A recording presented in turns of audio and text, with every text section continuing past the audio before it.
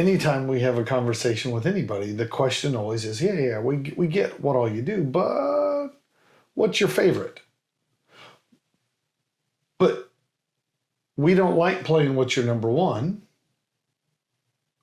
We like playing what's your top four. So let's cut back to the interview, and Gavin got to ask the question, Ned's Mount Rushmore of not just barrel spirits, but bourbons in general.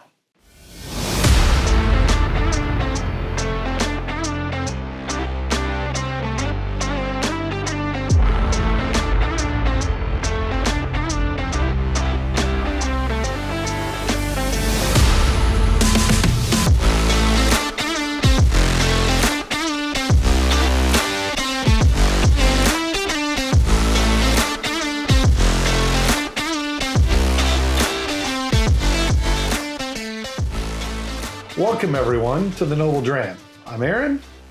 And I'm Gavin. We want to thank you guys for joining us tonight. We have spent some time here recently leaning, let's say, east of the big pond in the Scotch world, and we wanted to bring it back to bourbon tonight. So, we have a special treat. We had one more interview when we got to attend the Houston Whiskey Social back in November. This time... Back to the future. We go back in time. Back in time. This time, though, we got to sit down and talk with Ned Anderson from Barrell Craft Spirits. So, before we jump to the time warp and go back to, I'll see if we can't do the dream sequence thing and I'm teasing. No, for those at home that aren't real familiar with Barrell, Gavin, tell them a little bit about who Barrell Craft Spirits is, what they do, kind of how these whiskeys come to be. Absolutely. So Barrell Craft Spirits, they're an independent bottler. Think about, you mentioned kind of across the pond and kind of venturing a little bit more in the Scotch realm. So it's kind of what Barrell Craft does. They basically took inspiration from Scotch and brought that to the United States and are basically an independent blender and bottler themselves. Yeah, I think in the Scotch world that is seen as a far more reasonable approach, whereas it's kind of a dirty little secret in the bourbon world, if that's a okay way to say that. Yes. So I made it sound worse. Dirty little secret. There's a song about that. But they're really well known for their unique aging and their cask strength expressions. If you've seen them on the shelf, they have a slew of different expressions typically on the shelf if you find them. And so we got to sit down or I should say stand up and talk with Ned. So with that being said, yeah, let's hear what Ned had to say. Let's hear what Ned has to say about Barrell Craft Spirits. Hello everyone, Gavin here from the Noble Dram. We are here on location at the 2025 Houston Whiskey Social, and this happens to be their 10-year anniversary. Can you believe it? It's crazy.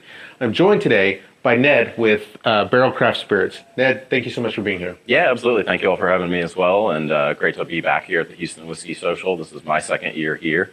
My name is Ned Anderson. I am the National Trade Development Manager and Senior Regional Manager for Barrell Craft Spirits. Awesome. Well, Ned, can you give us a little bit more information about Barrell Craft? Yeah, absolutely. So Barrell Craft Spirits, we started back in 2013. Our founder, Joe Beatrice, started the company off on kind of a model that was a little different at the time, at least. We set out from day one to be a blending house. So the goal from the get-go was to not produce our own distillate. There is a vast network of really amazing American whiskey, obviously, out there. And kind of in that blending space, there was sort of an untapped market a little bit. So, we saw a niche there. We took that sort of European tradition of, blending houses, and we started procuring whiskey. We started gathering whiskey partners across the U.S. and really eventually across the globe. We have about 100 plus, I'd say right now, different distillery partners, finishing barrel partners, et cetera. And so while we don't do the initial distillation, we blend everything ourselves. We do all of our own barrel finishing. We bottle everything, the design work, everything is done in-house. Small team, under 40 folks, and we're just a great family company. Welcome back. I got a question. Okay. I don't have anything in my hand to drink. Would you mind? I drank the pre-pour slower than you did. Evidently. You did. Absolutely. So I get to present bottle number 1. Ooh. So bottle number 1 tonight is ironically from Barrell. It is their Vantage. Now, the Vantage bottling. Make sure you have a glass. I don't want you to have to sit and listen to me without something in your hands. Thank you. So now, in keeping with what Ned was talking about on how Barrell goes to market, this is sourced bourbon, all straight bourbons from Kentucky, Indiana, and Tennessee. So it's a tri-state bottling. And then this one specifically finished in 3 different barrels, both Mizunara oak, French oak, and toasted American oak. Now, this bottle is a cast strength. This one specifically clocks in at 57.94%. So we're hot. We're 115.88 proof. I had to pull out a calculator to do all that math. So where this one's claim to fame comes from, in 2022, Whiskey Advocates named this bottle their number 3 whiskey in the world. No kidding. So, got accolades behind it. Each batch is a little different, so you'll see different ABVs out there, but they're all in the 57 range. So where I think this bottle stands out against, especially other bourbons, but I'll say against all other whiskeys, we often hear about a finishing barrel. But this one, they finished in 3 different barrels. So we should start to get subtle hints from all these different barrels as this kind of all blends back together. Wow. So you said finishing, and I actually got a chance to ask Ned a couple questions about finishing. So I think before we get to going any more on this, let's go back and watch a little bit more of that interview we had with Ned. So you mentioned finishing. So can you give our viewers out there a little bit more information about what finishing actually is? Yeah, so barrel finishing, cask finishing, there's a few names that goes by, is the process of essentially taking a whiskey that's generally already matured, and then you're going to take that whiskey out of the barrel and rebarrel that into a finishing cask. Either that could be a different type of wood, could be an American oak with a toast level on it, that could be an ex-wine barrel, an ex-spirits barrel, and the goal there is to really impart some extra flavor into those whiskeys. We take a really great approach. We finish everything in a true finishing barrel, so if you see Japanese Mizunara oak on one of our labels, we've procured Japanese Mizunara oak barrels and actually taken the time to finish those. So when it comes to finishing, is there a typical time frame that you all use for your finishing? Yeah, it's a really good question. No, generally. Our guideline, I guess I would say, or sort of guiding principle of finishing is that we are seeking to impart flavor, but also sort of honor those whiskeys. You'll see that often our blends are these, sort of intricate, complicated, layered blends of well-aged bourbons. And, why use a 15-year-old bourbon in a blend if you're just going to over-finish it in a finishing cask? So it's all about sort of striking this balance between what the finishing barrel can offer and what those original whiskeys really have to offer in a blend. So that could be something as little as 3 months for a finishing barrel that might impart more flavor, and that could be something as much as a couple of years for some of the products that we're going to be pouring here tonight. Welcome back. So one of the things Ned talked a little bit about was this finishing barrel time frame. So I did a bunch of research, could find no real information to tell me how long it had been in which kinds of barrels or which whiskey got put into which barrels. So I think maybe that's part of their secret recipe that goes on kind of behind the scenes to make sure the voodoo, the magic, the wizard behind the curtains, yes, so to speak. So as they have gone through here, For me, I'm picking up hints of a lot of what you would expect from these different barrel finishings, right? Mizunara, which quite often has kind of a rich, I'll say like almost incensey kind of thing that comes on Mizunara for me, where French oak tends to have a little bit more spice. Specifically toasted American oak, which tends to really stretch out those creamy vanilla notes. I get a lot of that stuff going on here. But the way we play this game is the bottle I present you have to talk about first. So I'll ask you, on the nose, what are you picking up on this one? I just have to say, you started it. Like you started giving me notes before me. No. So I just laid the groundwork. Okay. It is your, think of that as the foundation. It's your job to build the building. All right. Hey, I like the reference there. I like it. On the nose, I wrote Tootsie Roll. This has Tootsie Roll all over it for me. It's got that chewiness, that almost a little bit of toffee, but it's a little chocolate in there. I also wrote down, I don't know if you've ever had them, they're like the orange gummy worms that's chocolate covered. Have you ever had those? What? Yeah. Chocolate covered gummy worms? Yeah. Have you ever had those? Oh, it sounds like a bad decision. It's so good.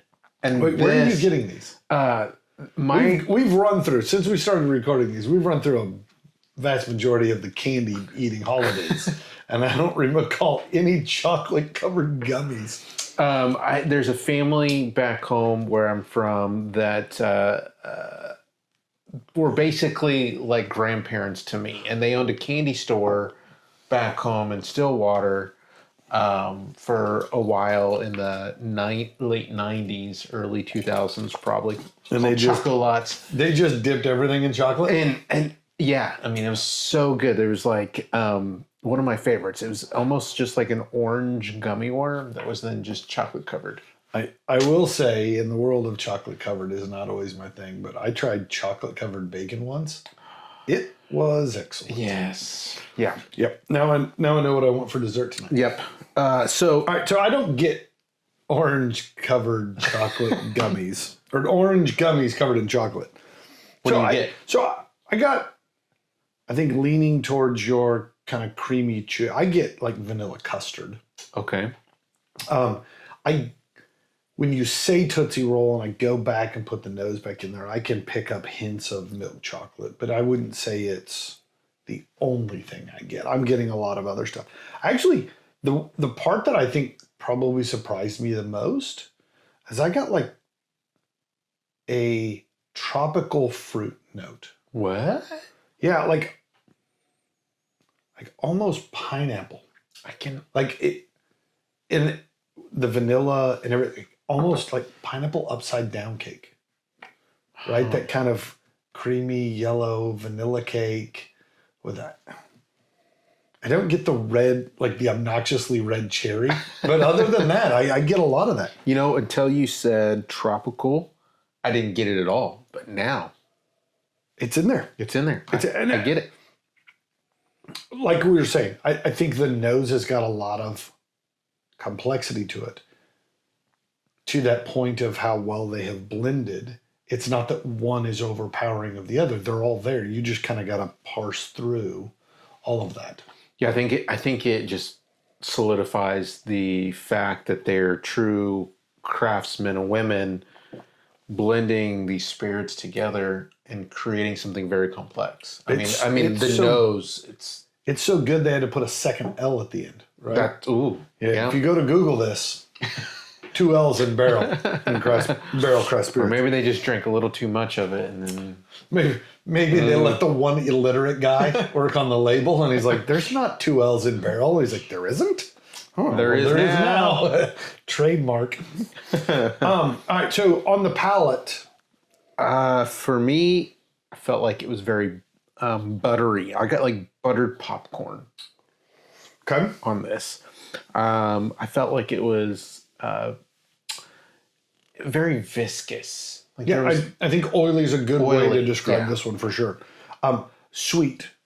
I actually think it might have been sweeter on the palate than it was on the nose. Okay. And then the other part is just kind of as you let it lay across your tongue there, you get this Excuse me? Slight oakiness that shows up. I'm not repeating anything with you anymore. No, so like sometimes when you take a sip and you're kind of swirling it around, you get a real distinct flavor, and then you move straight into the finish, right? Because like you don't leave it on your palate very long. This one I kind of probably a little long. I mean, it caused a bit of a wheezing and coughing fit when I did it, because it runs very much where its ABV says it should run, right? There's no mistaking it's overproofed, but it's not off-puttingly hot. I'll put it that way.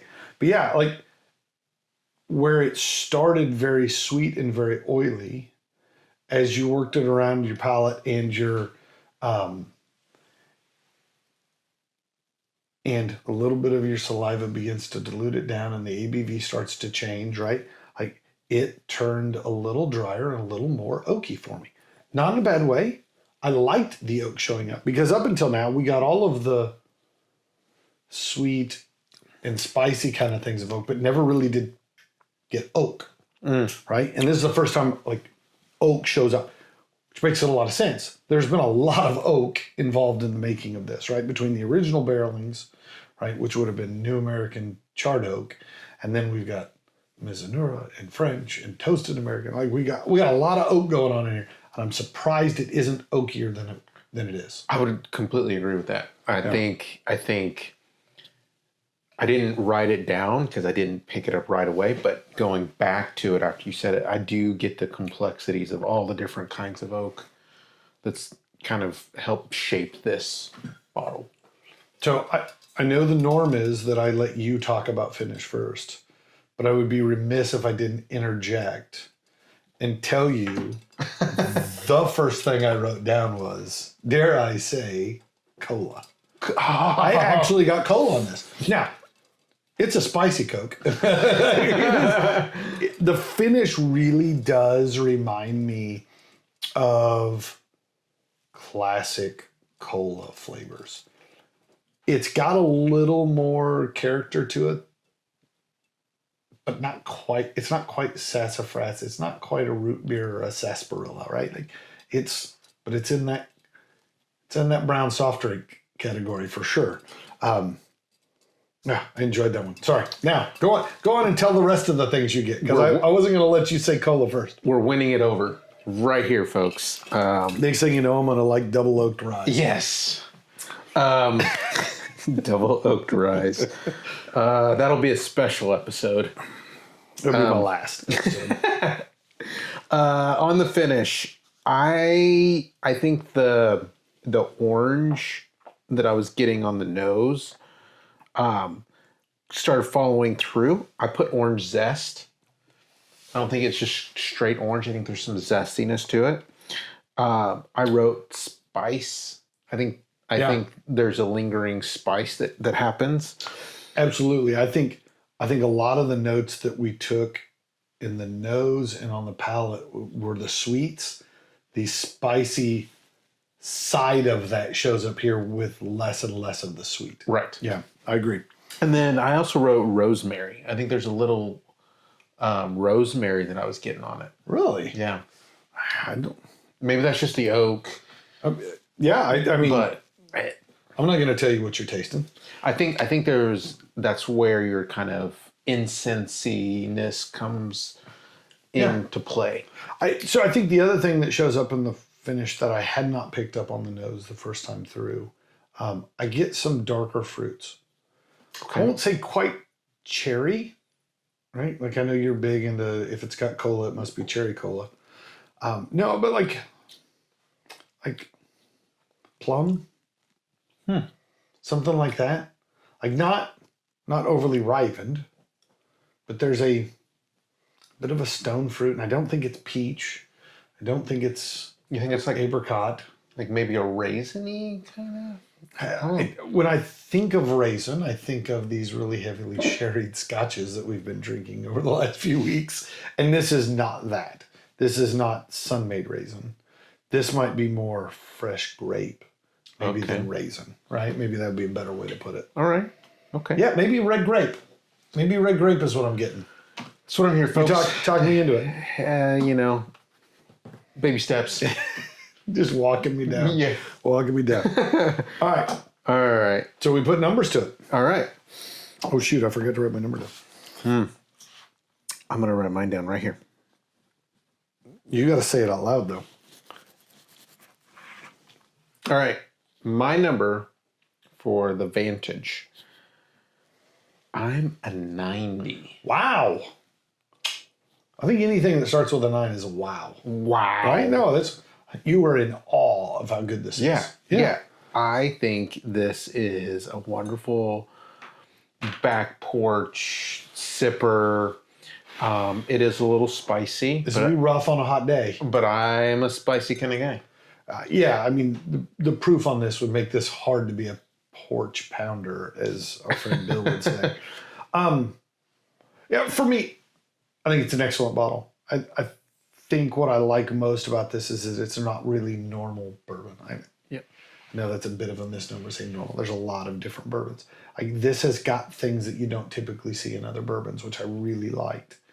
One of the inherent problems whenever you have a bottle that's got a lot going on is that not one thing becomes dominant, which in one way I like.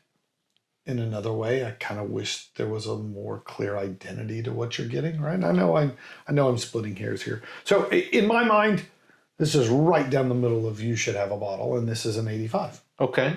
All right. Yeah, and with an MSRP of around $80 to $85, an 80 to 85 score seemed like it made a lot of sense, right? I like it. I wanted to put 85.88 in honor of the proof, but I've gone so long without starting to add decimal points, I can't really start adding You definitely to the should. nearest hundredth now. You definitely should.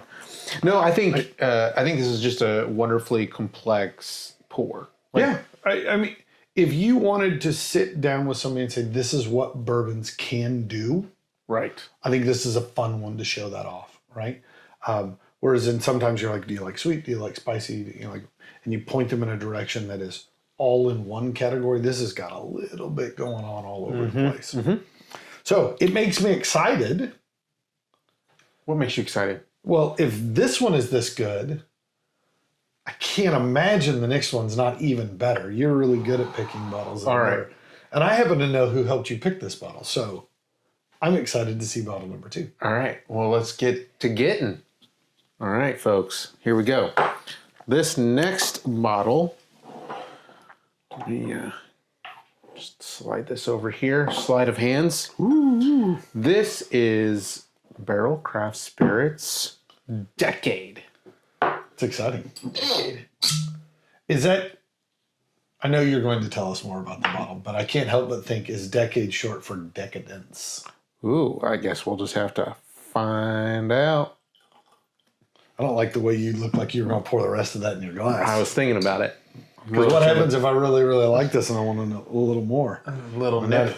That is a Gavin pour over there for sure. Oh, Look it's at that. not that bad. Look at that. It is not that bad. All right. So while we nose, sip, taste, write down all the fun things, I think we need to maybe go back a little bit. Well, no, hold on. Tell them a little bit about the bottle. Tease the bottle just a bit. Like All right, so why do they call it decade? I asked the question. Now formally submitting it. Why decade? Why decade? Yeah, what is it about this that makes this So decade. This is actually a combination of some Canadian whiskeys. What? Yeah, so we're gonna go Canadian tonight. That are ranging between 20 and 30 years old. So 2 decades, 3 decade old spirits going into this. bottle tonight. Yeah, my problem is I've gotten old and my eyes don't work like they used to. Uh-oh. But tell me if I'm reading this right. Go ahead. This says Spanish sherry. Uh-huh. And does that say Hungarian oak? Hungarian oak. Mmm. We're gonna go on a trip. I like tonight. everything about this. So the question I'm curious about, we had a bottle called Vantage, we had a bottle called Decade. Do you have any idea where these guys get their names for the different bottlings and how that all comes to be? I might, wink, wink. But I would like to throw it to Ned to help us answer some of that. Yeah, absolutely. Ned, take it away. Dovetail was born out of a defunct product now called Barrel Whiskey. And Barrel Whiskey was, we started off with batch number 1 of Barrel Bourbon was the first product we ever released. So we initially started blending these small batches of bourbon, and we would go out on the road and sell those, and then come back, blend another, go out, sell, come back, blend another. We wanted to add other products in, so Barrel Whiskey became the next, sort of one of the next projects. And we did some single barrel whiskeys, we did some blended whiskeys, and we started off with Barrel Whiskey number 1, Barrel Whiskey number 2, Barrel Whiskey number 3, so on down the line. And when it came to, I believe, what would have been whiskey number 6, Joe and Tripp were playing around with multiple barrel finishes. They set on this path of Cabernet Sauvignon, port, and rum, and that eventually became Dovetail. So they liked it enough to sort of give it a name and want to do this over and over and over again. We have had a couple of different labels of Dovetail over the years, so we've moved sort of the bottling number around the label a few times, just TTV things. We had an old sort of tan label with a blue border, and now we're in this sort of bright blue, blue on blue label system now. So it's had a couple of lifetimes, I think, since 2018, but that's sort of the story of Dovetail. So Ned told us a little bit about how they went from batch numbers on into actual name releases and kind of where Dovetail, I guess, originally got its start, that being the first of the named series. This one, however, we said named Decades because it is decades old, right? Although I think decadence still applies as we've sat here and sipped through and savored this one a little bit. But I do want to make sure we get a chance to go back and talk a little bit more about what was in this bottle. So Gavin, tell us a little bit more, other than the fact that it's decade and it's 20 to 30-year-old Canadian. Yep. Tell us more about what goes into this bottling. So this, well, first off, before we go anywhere else. We broke the barrier on this one. I can smell it. Yeah. So this is our first official hazmat on the Noble Dram. Yeah, this will not be making the vacation trip with us on an airplane because you can't do that. Because you can't do that. We're actually sitting at 142.7 proof. All right, that bad. Like, That's a lot. fan the flames. Like, this is it. This is the hottest pour that we've had to date. This is actually was just released in July of 2025. So this is a newer expression for Barrell Craft. It smells, it tastes, it finish at 147.2. 142.7. Oh, 142.7. I actually am surprised it's that low. I'll be honest. That's how hot this drinks. If Dad was still here, he'd have put a lot of water in this. So just to let everybody know, we got this bottle from Ned as a gift. So thank you, Ned. We've talked about this. Yep. We got to the end of the night, and lots of people were like, we don't want all this to the car. One, I can't believe they had any of this left. Like, Yep. One, that shocks me. I think it speaks to all of the products that they had available that people were interested in trying. That when people got to the front, a bottle like this got lost in the shuffle of all of the other great bottles is mind-boggling to me. Because this feels like a once-in-a-lifetime kind of bottle to get a hold of. And so I'll reiterate, Thank you very much, Ned. We appreciate this one. This was a lot of fun. And it's so funny because every year that we go to the Houston Whiskey Social, shout out to the Houston Whiskey Social guys, Barrell Craft always has a wonderful line. Like they always have a crowd around the booth. One of the things I was most excited about was this. I never did stand in the long line, right? Like every time I went by, I was like, oh, I'll go check those guys out. I'll say hi to them again. And then got over there, I was like, it's 45 minutes to get all the way to the front of this line. I'll just come back later when the line dies down. And it never seemed to die down. More than maybe any other table at the entire event. So Yeah. I think that speaks to how much people appreciate what they do. Absolutely. You made reference to it earlier as the art of blending, and I think that's a wonderful way to put it.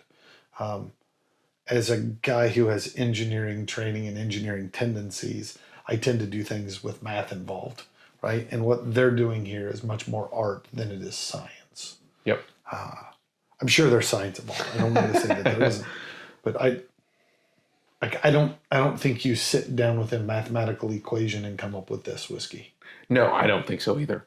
And in fact, we talk a lot about mash bills, right? There's no dedicated mash bill or that we can find online for this bottle. Yeah. Because it's a blend, right? So do we know how many different distilleries have been blended together here, or is that also hidden secret? that is hidden secrets. I think it's part Part of the 11 herbs and spices. Yeah. 23 flavors. All of them. Yes. A nice Dr. Pepper. Yet another brown soda. Speaking of pepper. Yeah. So, I mean, I think when you put your nose into the glass, I mean, if you're not hit by heat, you're 3 sheets in, right?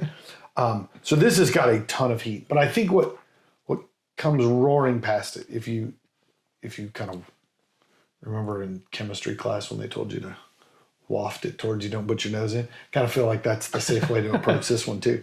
I get a lot of fruit notes. Okay. I get grilled peaches. Ooh, really? Like that there's a bit of that burnt sugar char kind of thing going on the nose, but yet there's real soft. And I'm not, please understand, I'm not saying Southern Comfort when I say peaches. That is not what I'm going at here. It's a much lighter, much more like a fresh piece of fruit, not artificial peach flavorings. This is not a peach gummy ring, Gavin. Excuse me? Don't say that. Dipped in chocolate or otherwise, it's not. But I get that burnt sugar note too, right? Yeah. Like that's pretty prominent for me as well. On the nose, I put bacon. Bacon? I got a little bit, like right off the bat, putting my nose in the glass. I got some like bacon. Like candied bacon? Yeah. I might see the candied side of it more than the bacon side of it, but yeah. That kind of maple syrupy breakfast kind of vibe. So we made reference to breakfast scotch at 120 You proof. cannot drink 142.7 in the morning and function in the afternoon. That's all I'm saying. I feel like that's a challenge. It's one I give a shot to, right? Like, I mean, give me a Saturday, I'll give it a run. If you twist my arm. I don't know how you go to work after this, though. I don't think that's happening. Oh. Now, on the palate, though, where I had tons of sweet sugariness, I get a distinct drying effect on the palate. Where the Vantage was very oily, this is distinctly not oily. And to me, still stays very fruity. I actually think the fruit shifts a little more tropical. I get mango on the palate. Oh. Yeah. Mango. Papaya, perhaps? I don't know. I'd have to eat some papaya to remember exactly what papaya tastes You like. need to go to New York. Just, you're talking about the guys at the street carts? Yeah. Yeah. I mean, You don't think of New York as the hotbed for papayas? You don't, but it is. Yeah, here we are. Yep, here it is. I wrote brown sugar. It's spicy. And then I put hot tamales, like the candied hot tamales. Yeah, I think the burn on the palate kind of reminds me. I was thinking the atomic fireballs. Oh, It kind of leaves the inside of your mouth Yeah. on fire. Yeah, this does that same kind of thing. I don't know if I'd have said cinnamon, but the burn on the palate, yeah, absolutely reminds me of a hot cinnamon candy. Do you remember the hot cinnamon gummy bears? Oh, yeah. Those were like, back when I was a kid, they had the candy store at the mall, and you could just go like buy the pound, like with the scoop. Uh-huh. I'm sure COVID absolutely ruined all of those businesses. And You'd be surprised. Can't do that anymore. Communal bins of food have kind of gone away. But yeah, those cinnamon gummy bears always just lit you on fire trying to eat them. And I get a little bit of that sting on the palate. I take that as ethanol heat more than I do, I think, cinnamon. But Here we are. Because they're cinnamon peaches, grilled cinnamon peaches. That's what it is. sprinkle a little bit of cinnamon on it. Actually, we went to one of those Brazilian steakhouses the other day. So glad you said steakhouse. I didn't know where you were going with this. And as much as I'm a God-fearing, meat-loving American, right? The idea of all-you-can-eat steak is pretty amazing. If you've never had the cinnamon-dusted grilled pineapple, I get a bit of that here. Yeah. What? Yes. Like that tropical fruitiness, the cinnamon. You've talked me into the cinnamon side now that I start thinking about other ways to enjoy cinnamon. It's curling my mustache hairs. That's how hot it is. I think there's a little bit of big red chewing gum. Get a bit of that. I think it's I don't know. Man, The more we do this, the more I come to find out that I relate a lot of things to candies and sodas and movies. yeah, it's Just me. yeah. I think one of the problems that we have, right, whenever we're trying to describe whiskeys to somebody who's not a whiskey drinker, I often describe them in these big, bold, beautiful, sweet flavors. And then they take a sip and I was like, it's not that sweet. I was like, well, no, it hints at it. It reminds you of. It's not, it doesn't taste like sugar. It reminds you of sugary things, right? Yep.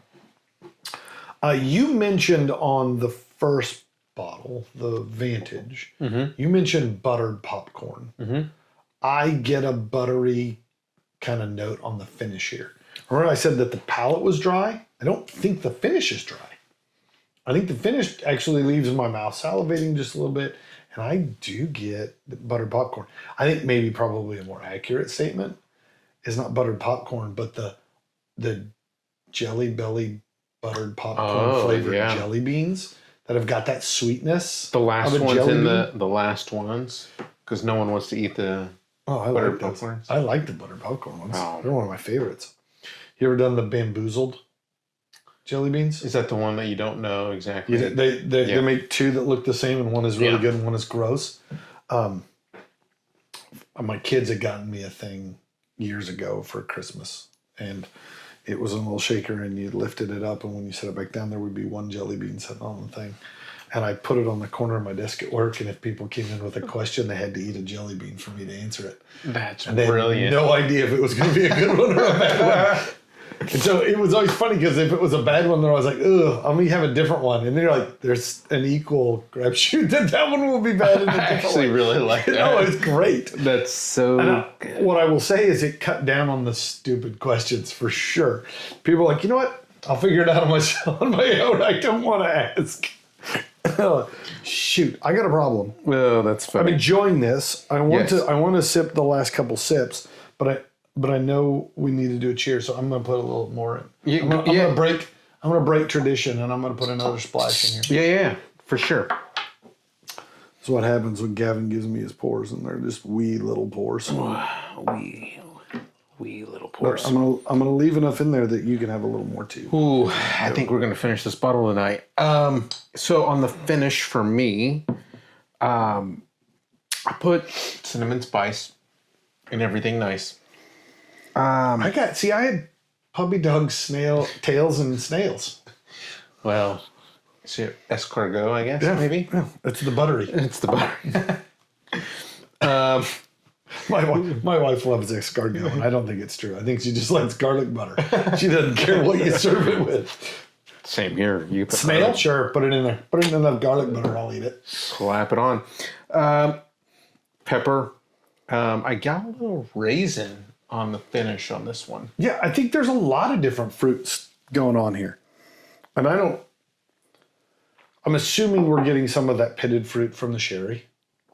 I don't specifically know what kind of notes Hungarian oak would provide, and it might have raisiny esters and ethyls and phenols and whatnots. I'm not a chemistry guy either, so I don't know. For both chemists that watch this, they're now like, that guy's an idiot. But if you do know, please let us know, because I don't know if I've ever had a Hungarian oak before. Before this I bottle. didn't even pay attention in chemistry class, so. Yeah. Sorry. There's a lot of stuff I didn't learn in college because I didn't think I need it. And as I've gotten older, I was like, kind of be nice to know that. But you learned the things that you didn't really need to know in college. Oh, I learned a lot of stuff. And then I forgot a lot of stuff. And then we crammed for a final and kind of remembered it again for a day and a half and then forgot it all again. And yeah. Yeah, we're going to devolve into why college is a good thing and why college is a bad thing. Yeah. That's a different episode. We'll do an alma mater episode at some point. Yes. That'll be fun. An origins. So, my bottle. I got to give it a number. You got to give it a number.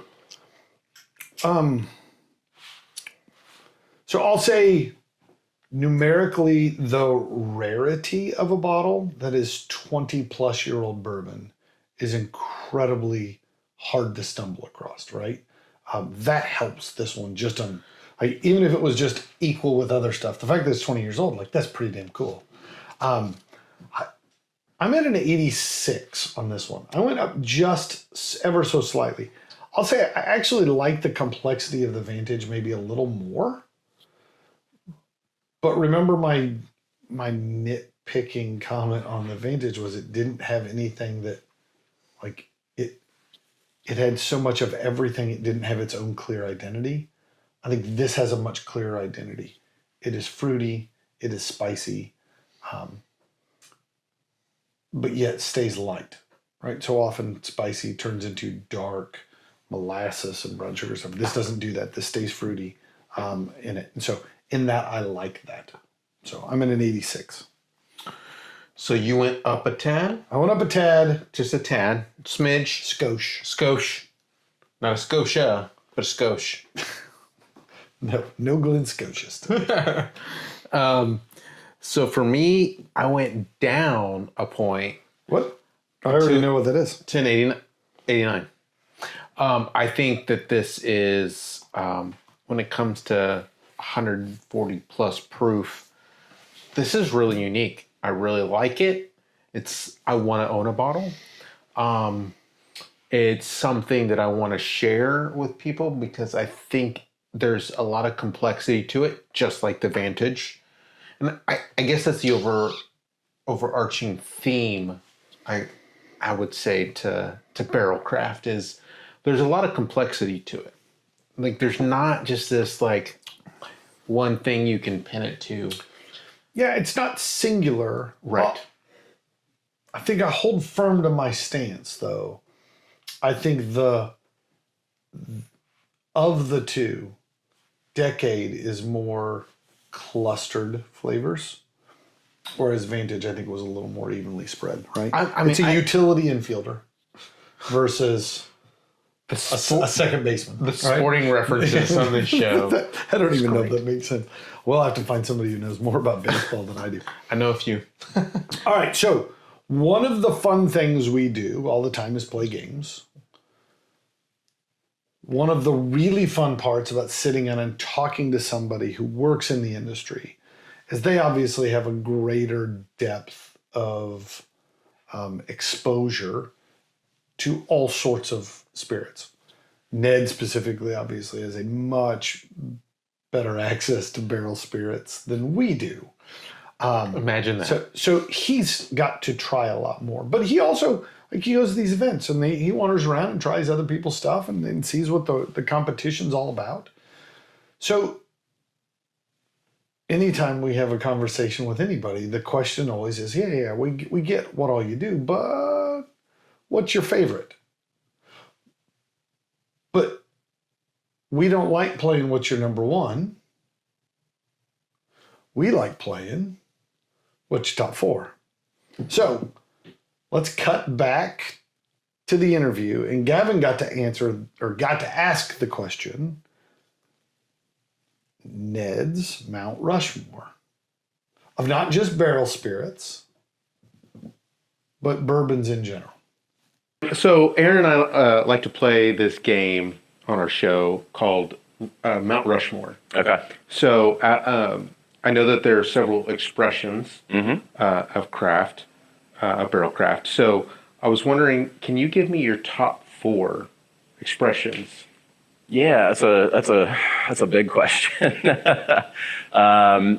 It'll probably almost be easier to do outside of barrel, That's my next question. Yeah. That's my next question. So I'd say, within the Barrell Craft Spirits portfolio, and this is, like you said, my Mount Rushmore. We actually have one of the products here this evening. That would be our Barrell Gold Label Dovetail. Just a really rich, round, luscious, viscous expression of Dovetail. It's 140 proof. The difference between Dovetail and this is that we're taking 18 to 25-year-old whiskeys here for Gold Label Dovetail. Same finishing regimen, longer time in those finishing barrels. That it's just perfect, perfection, I would say. For our batch bourbon, one of my absolute favorites is Batch 27. That was sort of an internal kind of cult classic for the team, I would say. If I had to round out with 2 more, Barrell Black Label, which is a newer thing, and we're going to actually be doing the class here tonight on our Black Label series. The Black Label Foolproof and the Black Label Decade are probably 2 of my others, at least I'd say today, for my Barrell Craft Spirits Mount Rushmore. Perfect. Now, to go back to what you just said, what is your Mount Rushmore of other brands? Other brands, so definitely something Wild Turkey Russell's Reserve I think is going to be on there. Those are bottles I find myself going to over and over again. Outside of, we just finished off an old bottle of Forgiven that we've been kind of sitting on for a while since you can't really get it anymore. So I'd say currently that's sort of in contention. Elijah Craig Barrel Proof's always been one of my favorite expressions out of Heaven Hill. I think, trying to think back from the last few years, there was like an A120 that just, for me, really hit my palate just, perfect. I could probably say 4 different Elijah Craig Barrel Proofs. That actually might be the most true statement for me of things that I go to over and over again and sort of like revere, I guess, for my home bar. That's awesome. So with that, Ned talked about one of his Mount Rushmores for Barrell Craft being this bottle right here. Yeah, the Black Label Decade. Yeah. So I agree with Ned. Yeah, I couldn't That's agree on my more. Mount Rushmore. I could not agree more. And the fact that he also mentioned Russell's Reserve, one of my all-time favorite bourbons, and Elijah Craig. I might have a bunch of those. So yeah, sounds like Ned and I are, and you are all cut from the same cloth, as they say. Whiskey buddies. I was going to say bourbon buddies, but some of these may not necessarily be bourbon. Yeah. So, well, this one specifically. Yeah. Right. So this is Canuck juice. I don't even know how to respond to that one. But what I would say is, Ned, again, thank you so much for allowing us to take a little bit of your time at the Houston Whiskey Social this last year and just getting to chit chat and not sit down, but stand up and have some drinks with you and some conversation. I also would like to thank, again, the Houston Whiskey Social guys for allowing us to just kind of hang out and get that red carpet treatment. They gave us the run of the roost. I mean, we kind of got to wander wherever we wanted and really get to connect with a bunch of different people. And it was an incredible evening. I want to reiterate everything you just said, that Ned was such a gracious host to not only sit down and interview with us, but to let us have the last little bits at the end of this bottle. It's a real treat. So with that being said, Sláinte. And cheers. We want to thank you, our noble listener, for joining us. We believe each whiskey has a story, and so do you. So give us your thoughts by leaving a comment. And if you have a whiskey you'd like to see us share, let us know. You don't want to miss a single episode, so subscribe to our YouTube channel. And make sure to like and follow us on Facebook, Instagram, and TikTok to stay up to date on the Noble Dram. And if you find watching us difficult, you can always listen to each episode on Apple Podcasts and Spotify. As always, be noble And enjoy your dram responsibly.